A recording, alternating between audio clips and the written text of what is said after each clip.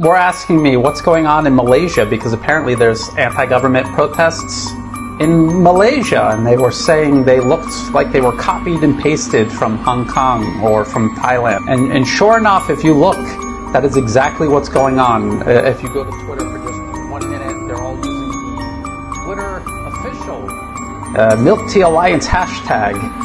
This is a US social media giant promoting this pan-Asian uprising, the Asian version of the US-engineered Arab Spring from 2011.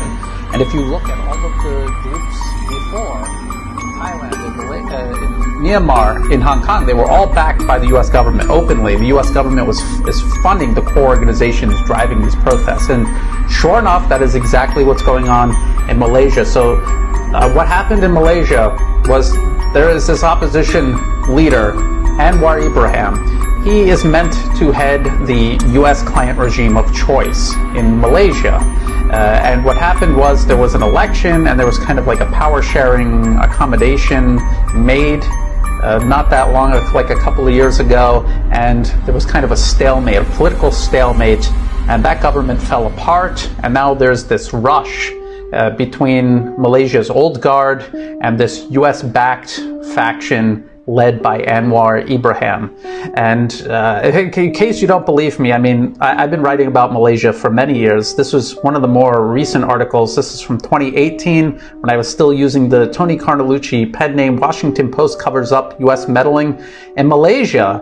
While Washington wasn't looking, this is the Washington Post, while Washington wasn't looking, democracy won a major battle over authoritarianism in Malaysia, a Muslim-majority nation that just voted out its crooked, illiberal leader and has embarked on a peaceful transition to a new era of hope. The unexpected change has given the Trump administration a chance to reverse a policy of benign neglect toward the region, support democracy, and gain a rare win over China. The United States had little to do with last month's overwhelming election victory by a multiracial, multi-party opposition coalition in Malaysia. The Washington Post just completely and deliberately lies.